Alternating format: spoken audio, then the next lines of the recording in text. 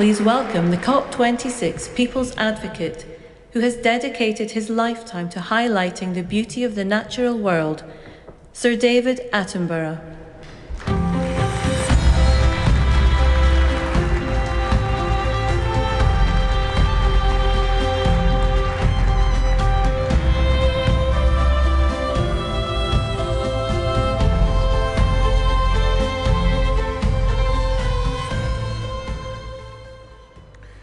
Your Excellencies, delegates, ladies and gentlemen, as you spend the next 2 weeks debating, negotiating, persuading, and compromising, as you surely must, it's easy to forget that ultimately the emergency climate comes down to a single number: the concentration of carbon in our atmosphere.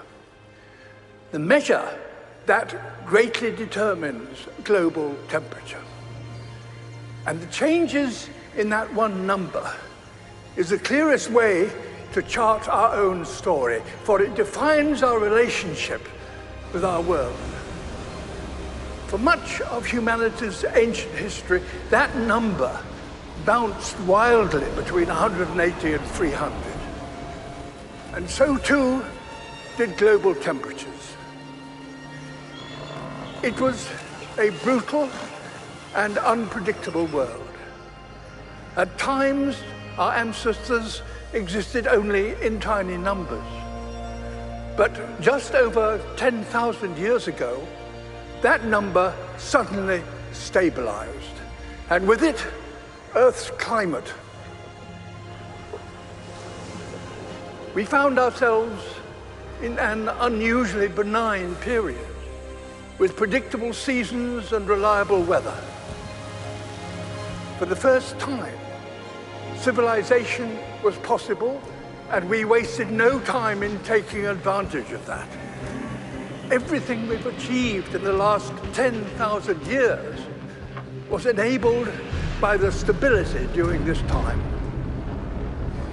The global temperature has not wavered over this period by more than plus or minus 1 degree Celsius. Until now.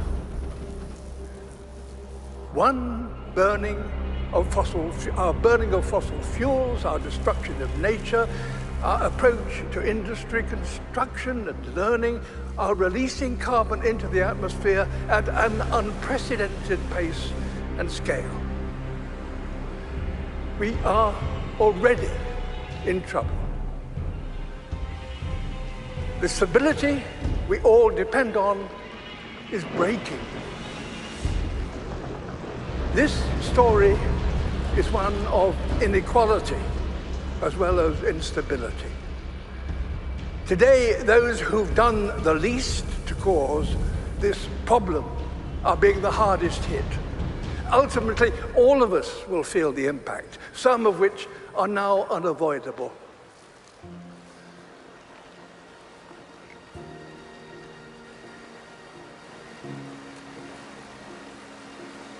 My world is melting. You think you have control, we actually have no control.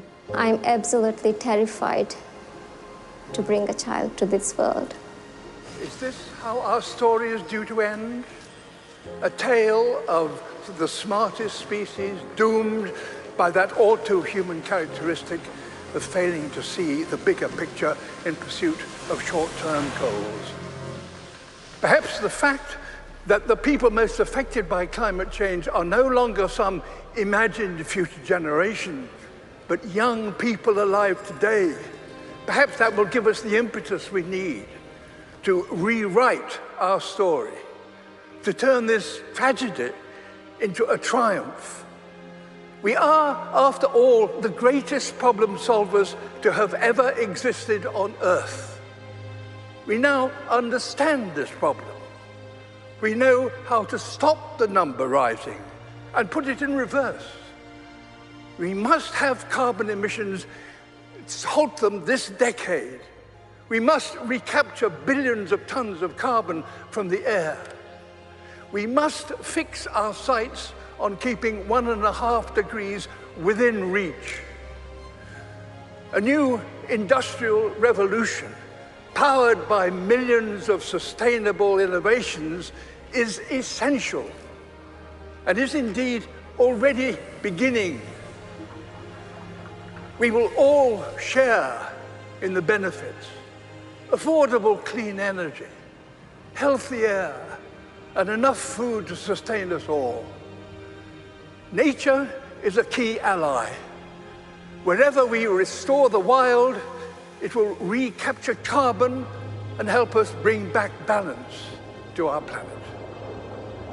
And as we work to build a better world, we must acknowledge no nation has completed its development, because no advanced nation is yet sustainable. All have a journey still to compete, so that all nations have a good standard of living and a modest footprint. We're going to have to learn together how to achieve this, ensuring none are left behind. We must use this opportunity to create a more equal world, and our motivation should not be fear, but hope.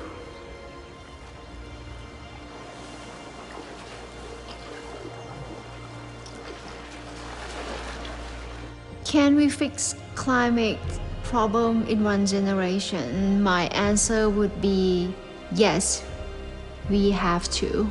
We need to not just to talk about what we can do, but to do what we can. This is a challenge that we should try to solve in a quick way with a long-term vision. It comes down to this: the people alive now are the generation to come. Will look at this conference and consider one thing: did that number stop rising and start to drop as a result of commitments made here? There's every reason to believe that the answer can be yes. If, working apart, we are a force powerful enough to destabilize our planet, surely, working together, we are powerful enough to save it. In my lifetime, I've witnessed a terrible decline. In yours, you could and should witness a wonderful recovery. That desperate hope, ladies and gentlemen, delegates, excellency, is why the world is looking to you and why you are here. Thank you.